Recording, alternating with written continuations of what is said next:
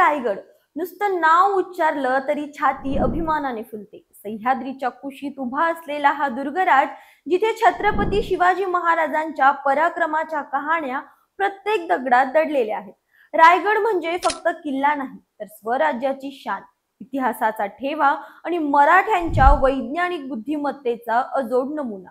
रायगडाच्या मातीने आजवर अनेक रहस्य उलगडली आहेत, पण यावेळी सापडलंय असं काही जे थेट आपल्याला मराठ्यांच्या खगोलशास्त्रीय चातुर्यापर्यंत घेऊन जातं।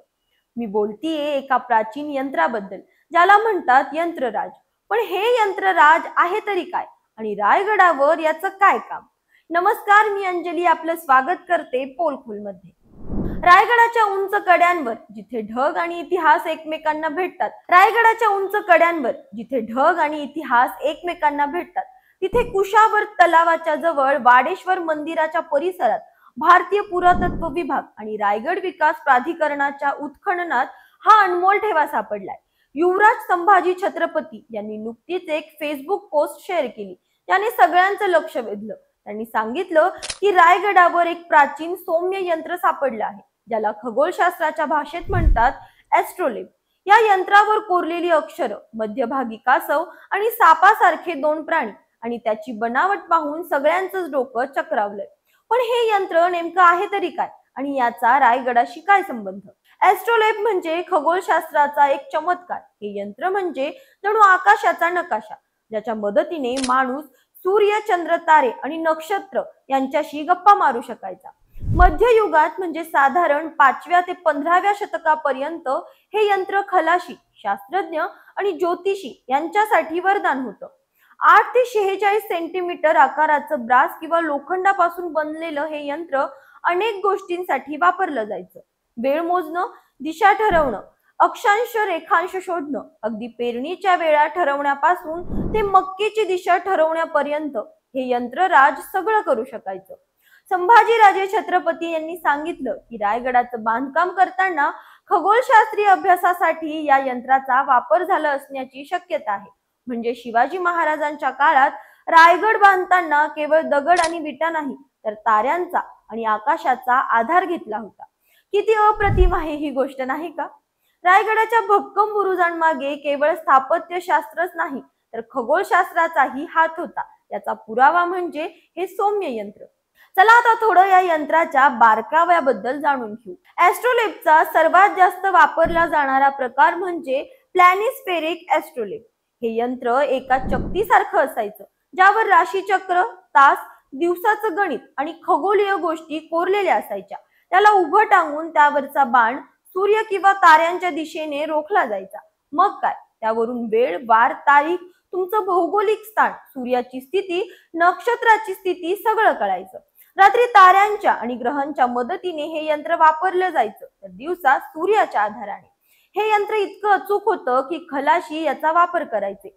समुद्रात हरवलेले खलाशी या यंत्राच्या मदतीने आपलं स्थान किंवा दिशा शोधायचे। अगदी इस्लाम धर्मीय मक्केची दिशा ठरवण्यासाठी याचा वापर करायचे असं सांगितलं जातं। म्हणूनच याला यंत्रराज म्हणायचे, कारण हे खरंच यंत्रांचा राजा आहे। रायगडावर सापडलेलं हे ॲस्ट्रोलेब आपल्याला मराठ्यांच्या वैज्ञानिक दृष्टिकोनाची ओळख करून देतं।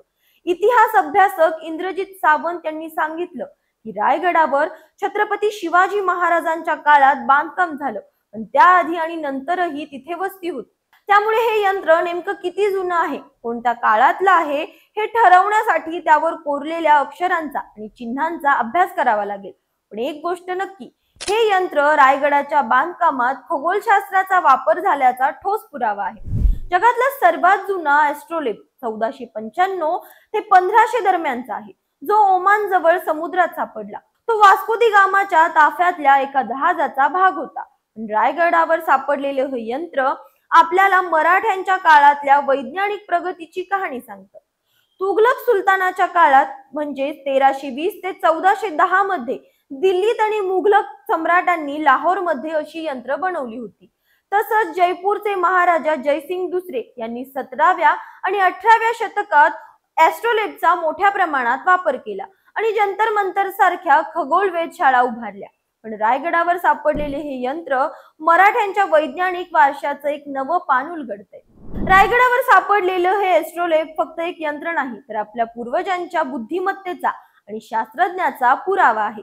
छत्रपती शिवाजी महाराजांनी रायगड बांधताना केवळ सामरिक दृष्टिकोनच नाही, तर खगोलशास्त्रासारख्या विज्ञानाचाही आधार घेतला होता. हे या यंत्रामुळे स्पष्ट होतं. यावर कोरलेली अक्षरं, कासव आणि सापासारखे प्राणी यांचं रहस्य अजून उलगडायचं आहे. पण एक गोष्ट नक्की, हे यंत्र आपल्याला इतिहासाच्या एका नव्या पर्वाशी जोडतं. रायगडावर सापडलेलं हे यंत्रराज आपल्याला सांगतं की मराठ्यांचा इतिहास केवळ युद्ध आणि पराक्रमापुरता मर्यादित नव्हता. त्यांच्याकडे विज्ञानाची, खगोलशास्त्राची आणि तंत्रज्ञानाची कास होती. या यंत्राच्या प्रत्येक कोरीव अक्षरात, प्रत्येक चिन्हात एक कहाणी दडली आहे, जी उलगडण्याची वाट पाहत आहे. तुम्हाला काय वाटतं या शोधाबद्दल? तुमचं मत कमेंट मध्ये नक्की सांगा. अशाच माहितीपूर्वक व्हिडिओसाठी आमच्या चॅनलला लाईक, सबस्क्राईब आणि शेअर करा.